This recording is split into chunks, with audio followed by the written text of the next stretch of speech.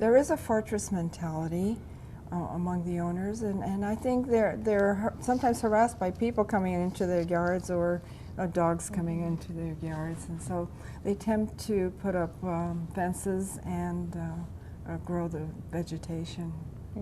So, you know, in their defense, don't you think that? You know, I think times are very different. When we moved there in the early 70s, when you got down just past the front of the houses, which tended to be further back than they are today, and you could look in either direction and all you saw was grass, palm trees, and water. And everybody's yard just ran one into the other, and people would be out and you would chit-chat and you knew your neighbors. But today, we hardly know anybody.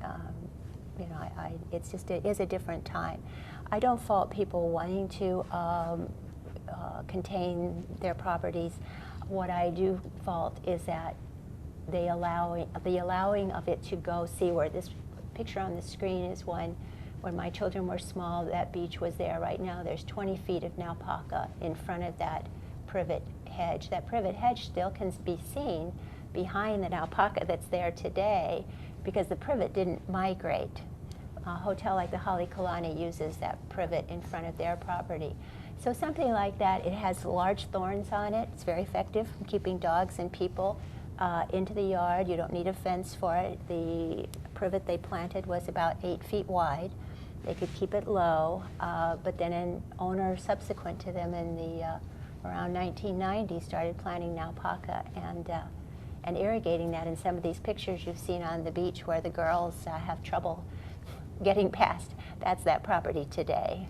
So that's, I think we need something to encourage people, something like sidewalks where people have the right, both for safety reasons and access to use sidewalks. And I think the beach, we perhaps need something similar where you can't allow your vegetation to encroach into that public access, and if you do, that there are some consequences. But hopefully people, once they kind of realize the problem, will begin to themselves comply. I think what Dolan says about seeking people's cooperation is always a good way to begin. I think that's what the land department wants to do. And from my point of view, I'm interested in public access, making sure that people can go to the beach. And it's not, this is not access to the beach, but you know, along the beach, although access to it is also important. But we're looking, you could go to Waikiki, but then this is the next closest beach, and after that it's, there's a little pocket park in Wailupi, and very few beaches until you get to the Hawai'i area, so, and Sandy Beach. So you really need as much beach space as possible for our residents and for our visitors. Well, I think one of the last pictures I had provided here shows an area of beach where a property owner did comply and basically restored a large section of beach. The vegetation actually turned out masked quite a bit of erosion, but within a couple of months that beach had built up, the pictures are on the screen now, several feet. And you can still see at the far end of the beach, though, the tremendous encroachment that exists. But not only did the public gain lateral access, but they gained probably a couple thousand square feet of recreational use. One of the earlier pictures where there's quite a few people on the beach, it was a Memorial Day weekend. It was about 1 o'clock in the afternoon that picture was taken.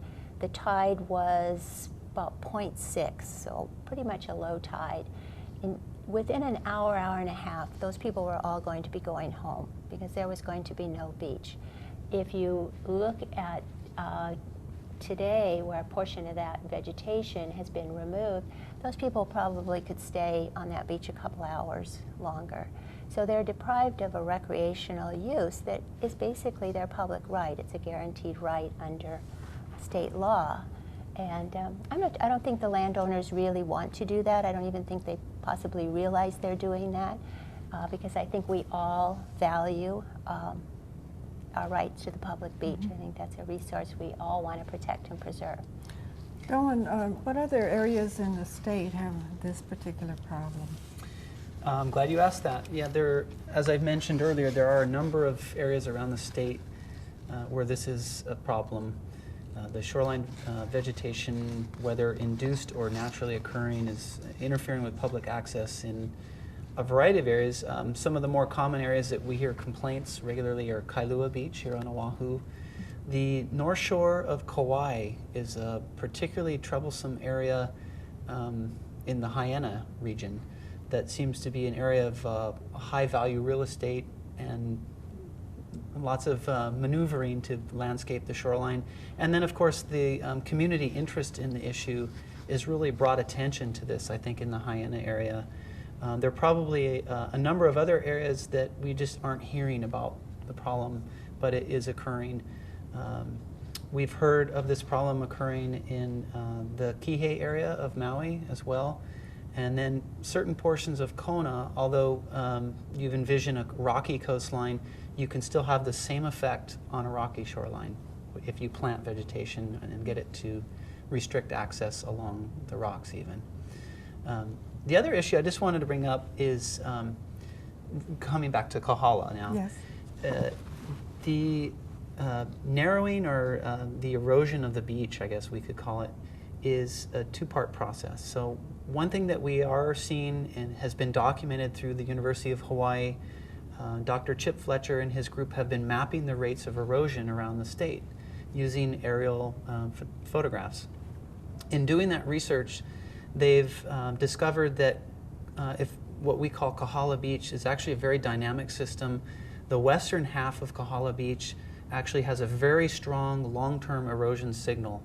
And that's closer to Black Point, where you see no beach at all, and it's just seawalls. It's all seawalls. It's all seawalls now, and that's a result of this long-term erosion history. And the seawalls, you could argue, are a symptom of that chronic erosion, and they were a result of that. Could it be a cause of the erosion? Probably a cause too, but I think that there probably was an erosion signal there that they were responding to originally. You can contrast that with the eastern half of Kahala that actually shows an accretion signal long-term. So the beach is actually growing. Even in those areas where it's growing, we see a narrowing of the beach width. And that's a symptom of this beach being narrowed by the vegetation growing seaward. So in some places the shoreline's moving landward and the vegetation's growing seaward, and it really begins to pinch out the beach quickly. So it's important to distinguish that it's not just the vegetation, but the beach is also narrowing in many of these areas too. I'm going to thank both of you for being with me today. A coastal geologist, an expert in the shoreline, Dolan Eversole of the UH Sea Grant College, and a advisor to the Department of Land and Natural Resources, Office of Conservation and Coastal Lands.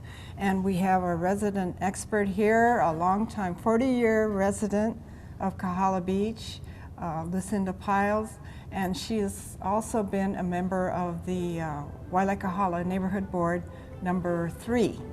And so they're really caring citizens. We thank you so much for your participation today, and we just all want to keep our beaches accessible to the public so that we don't have all this induced vegetation growing down to the beach and obstructing it. So thank you very much for being with us today. This is Barbara Marumoto. Aloha.